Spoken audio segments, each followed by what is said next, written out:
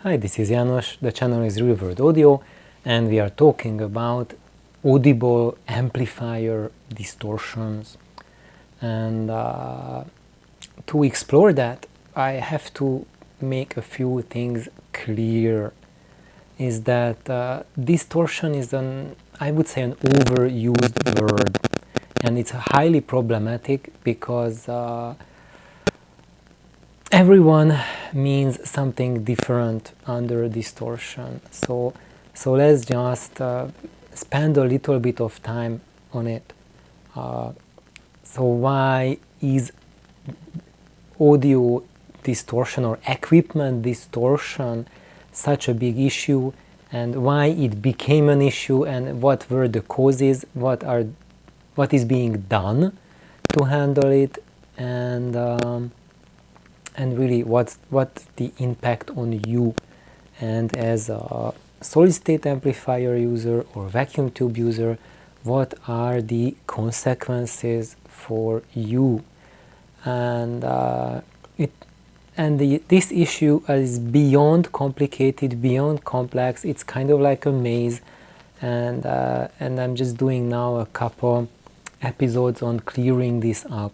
So for today, what we are going to do is returning back to the basics first. I'm not showing you the proof for this matter, that why does it matter, and why do we hear it. We do, but under certain conditions, but you are not ready yet to absorb that information effectively. We have to go through preparations to understand basic facts, basic things, and then we can get into the minutiae of how and why things are happening. So distortion, basically in the vaguest term, means alteration to the sound, and sadly that's really vague. And the problem is that well, it's not a problem, but technically when people talk about distortion, generally for a lot of people it means total harmonic distortion. And when someone is more knowledgeable, they think mainly of distortion as intermodulation distortion, but these are just types of measured, established distortion types. There are more distortion types, and there's even more distortion which is not categorized yet into types, which have not been examined. Attention was not paid to that kind of distortion, or attention was paid but the general public is not knowledgeable about it. For example, those type of distortions are linearity. So if there's a distortion in the linearity, then that's a huge problem.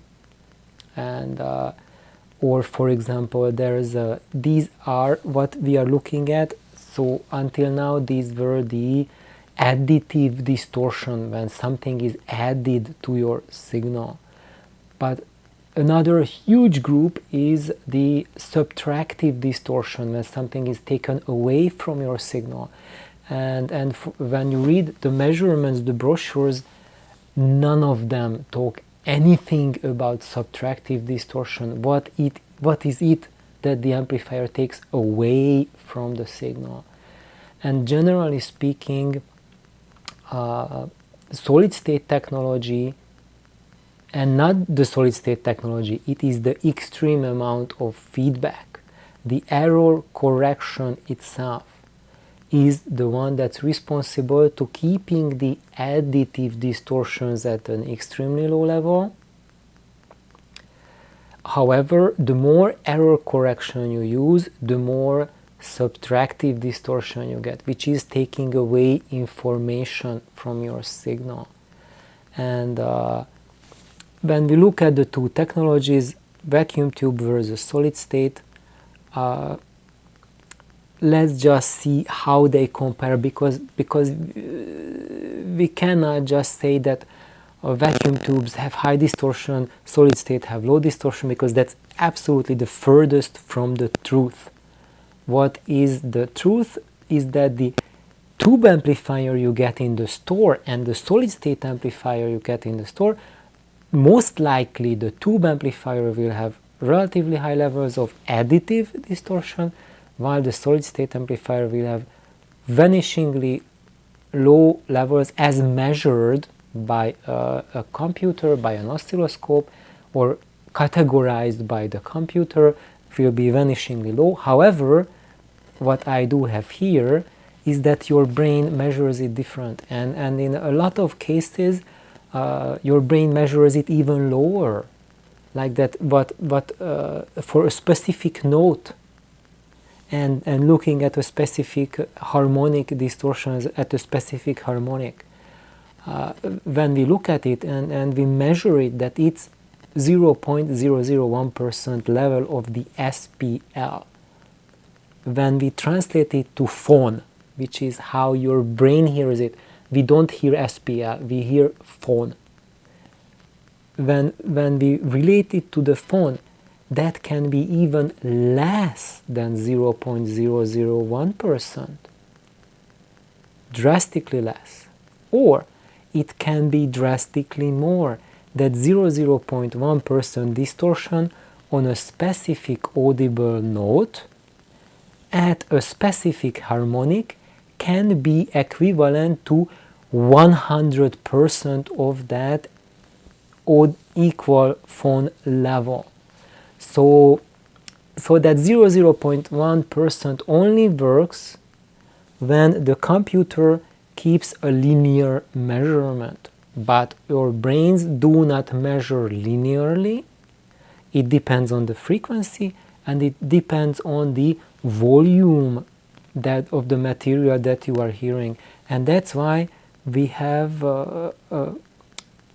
such diverse conditions, that when, depending on the volume you are listening to, depending on the music material you are listening to, the perception of that published 0.001 THD value can mean a relatively clean signal and perceived as distortionless by your ear, or going for a different volume, different music, your ear can perceive it as critically damaged signal with the exact same system. So let's just get into it, and here we need a little bit of introduction, a little bit of overview, so that you get a rounded picture of how things happen and how things are. So to understand first why distortion became such an important thing, we need to look at why at all we started looking at measuring at the distortion of the amplifiers, and to have a picture of it, we really have to do some investigative amplifier archaeology. And I came up with this term to investigate what happened during the evolution of amplifier technology, so to know where we are now, we have to see the process, how we got here, and what was the driving force to get here, and how our perception changed during the process of getting here. And then we can analyze, you and I, we can all form our opinions, what aspects of the process are the ones that are important to you. Because the fact remains that so many people talk about amplifier sound, about measurements, how they correlate, which aspects are more relevant, which aspects are not, that it boils down to you experiencing things and figuring out for yourself which is the most important aspect. Because the brain, how the brain processes the information is not how the computer processes. For a computer, every computer has the same program, every measuring device has the same programming, and it measures everything the same way. You can, if they are calibrated, calibrate them first, and then with any measurement device which is properly calibrated, has enough sensitivity, resolution, you'll get the exact same data. Not with humans, no. And that is now with the advancement of artificial intelligence technology and neuronal networks researches and studies, we are finding it out that when you have a neuronal computer which simulates the human brain's functioning, you cannot program a neuronal computer with specific parameters like you do a computer. You have to train the neuronal models, and that's what we do to ourselves. We train our brains. So when you are listening to sound, you are listening to music, you are training your brain. And for most people, this training is absolutely a subconscious process. You are not aware of it because it's been going on since you were born, and it's kind of going on. Something is going on. My sound is overloading here, and I'm not sure why. So I really hope that the audio is usable. But if not, I've taken down the level. So let's hope that fixes it. And so basically, for the human hearing, you have to train your brain. And what you hear is drastically dependent on the training of your brain. And while we have the same hearing device, roughly the same, provided it is not damaged yet, but the level of information your brain can extract from the sound, from what is being transduced to signals, is just absolutely vastly different between two individuals. And there, for example, it is known that 1% harmonic distortion, total harmonic distortion, is inaudible. If you just, let's say, listen to a 1 kilohertz wave, you put, let's say, 1% second order harmonic distortion to it, most people cannot tell whether there is a second order 1% distortion added or not. Listen to it, you hear a beep and then beep. Most people cannot tell difference. If you add 2%, then that beep becomes less sharp, less clean, a little bit fuzzier, and then people notice, okay, now that's what the added distortion is. However, if you train yourself, you are training like every day for a couple minutes. You listen to these 1 kilohertz and then you add the THD to it, then you will notice that after a couple of weeks, you can decrease the amount of distortion you add to the sound and you will be still able to hear it. Just always push your hearing to the lowest limit that you can hear, and just train your ears to adjust the sensitivity of your neuronal network decoding the sound, because the information is perceived by your ears. It's just your brain is not used to decode less than 1% second order distortion and make it different, or call it as a different sound, because there's no evolutionary pressure to do that, or you never had any kind of pressure to train yourself for such scenarios. But if you are doing that, you'll be able to refine your hearing more and more. And my point with that is not that you have to just start listening to test tones and playing around, adding distortion to it, where you can do that, and it's a wonderful way to improve your hearing skills. But my point is that depending on what you are used to hearing as an alteration to the sound, which is, in other words, what bothers you. Because of your fixation that it's bothering you, you will develop your brain, your computer in a way that it will bother you more and more and more and more in the future, because you are focusing on it. And because you are focusing on it, your brain gets more and more sensitive to that. And that's why I think people really diverge into vacuum tube and solid state categories, and the two groups in the beginning, they are together, but then they cannot talk to each other because they are fixating on different types of alterations to the sound. And once there's a lot of OCD component to audiophiles, and once something triggers your OCD, then you are incapable of enjoyment of the music, enjoyment of the sound.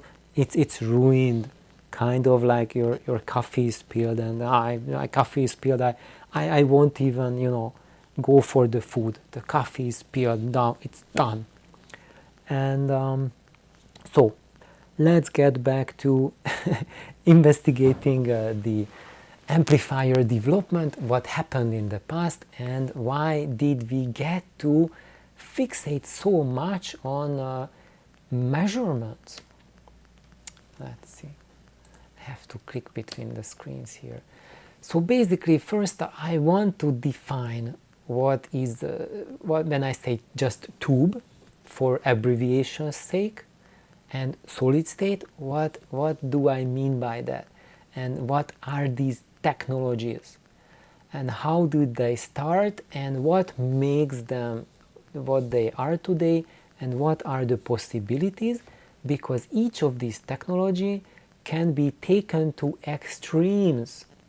So you can take a tube technology to such an extreme that it will sound like a solid state amplifier, like an extremely solid state amplifier, like supremely analytical sound, really precise, bass as dry as the middle of the Sahara Desert, and extreme frequency extension, able to drive 2 ohm loads, stuff like that. Yes, you can do that with a tube amplifier, but you have to employ the same topology, the same principles of amplifier logic as we employ for the solid state amplifiers, and vice versa. You can take a solid state amplifier and make it sound much more like a tube amplifier. And what people know about that is what can you do to make that? Class A, little feedback, fewer stages, and that's it. And then that's when you can take it more towards making it sound like a tube, because a majority of the sound. So actually, I would say there's like 3 big components of why an amplifier sounds the way it sounds. And whether it's tube or solid state, I would say it's the third important, the least important of the third. Most important would be in places 1 or 2. We can wonder which is 1, which is 2. They flippy. Sometimes it's 1, other 2, but the first 2 are power supply and topology. So these 2 are the ones which define how an amplifier sounds the most. Power supply defines how robust the sound is, how an amplifier can handle speed, how relaxed it sounds, and how voluminous the sound is, how big and effortless the sound is. And then topology is the one that gives you the perspective of a sound, whether it is a more emotional sound or more analytical sound, whether you have amazing imaging or just a flat wall of sound. And then tube versus solid state, really that impacts the linearity. So I think ultimately where it comes down to is when you go with tube technology, allows getting wider dynamic range. And solid state technology allows you to have a greater perceived power impact. So now, let's just read my slides here so that I was not doing these things in vain. So when you look at tube technology, in the beginning, and I would say here, in the beginning, the tube amplifier didn't look like that, 1, 2, 3 stages, because in the beginning we had the radios. And for the radios, you had additional stages that were the radio receiver preamplifier part. Now, what I'm talking about and what I'm comparing is just the power amplifier sections. So I'm comparing what, as today, we think of as a modern power amplifier, which is increasing a signal from a roughly 1 to 2 volt input signal to a signal that's received by your loudspeaker.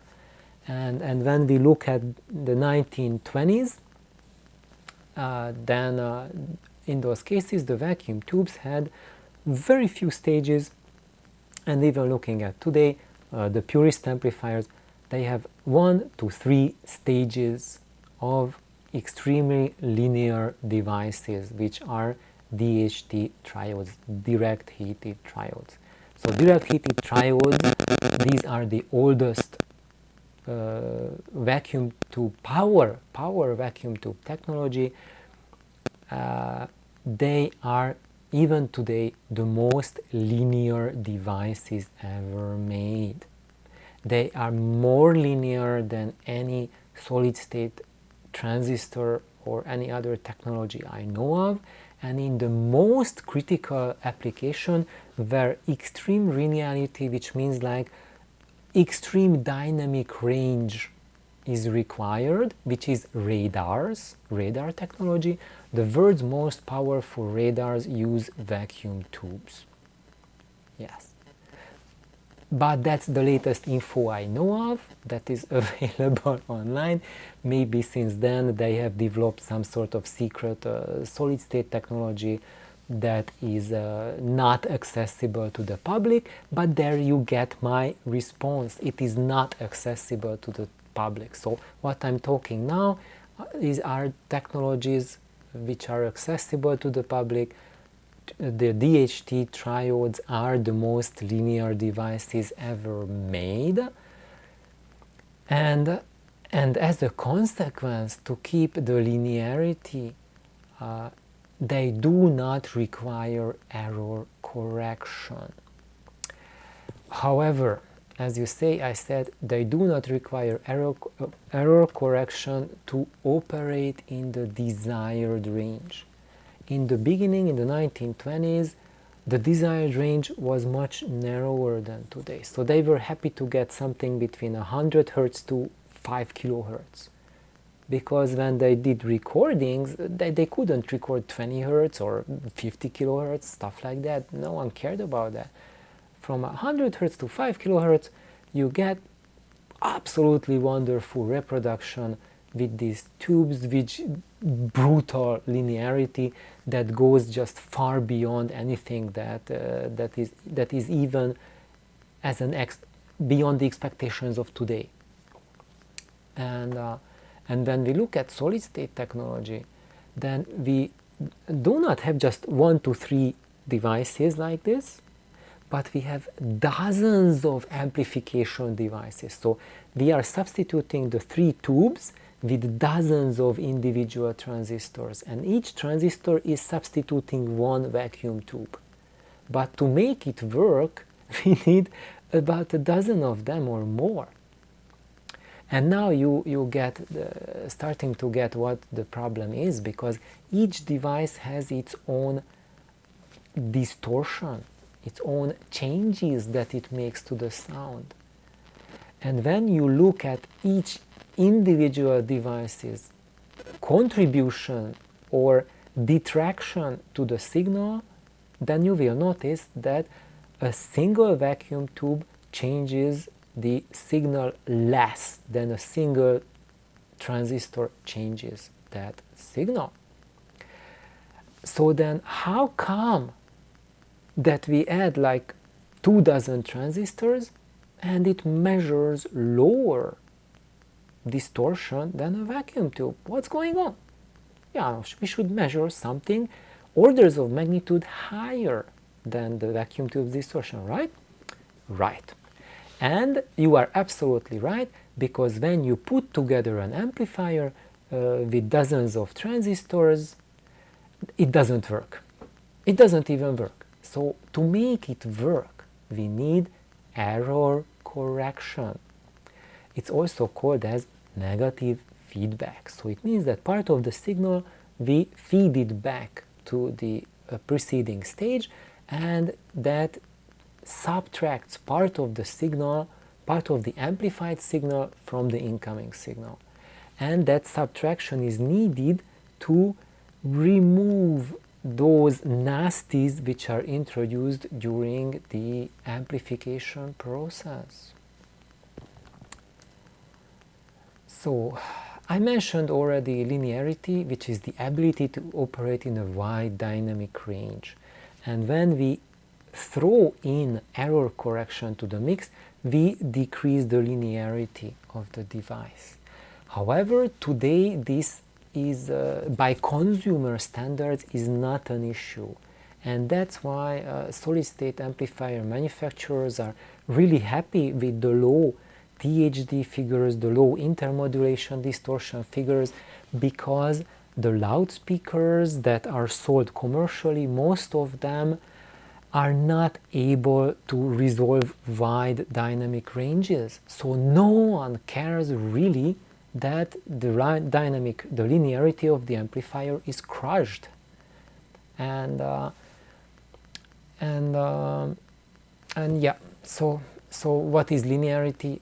Maybe I have not explained it clearly, but that is very small and very big signals are all amplified by the exact same factor. So it means if there's a tiny signal, that will be like, let's say, 10 times bigger exactly, but if there's a giant signal, that will be also 10 times louder. If there's a big difference between how many times the loud signal will get amplified and how many times the small signal get amplified, that means loss of linearity. And this is like the exactness of amplifying small and large within the available optimal range. That's where zero feedback vacuum tube technology shines.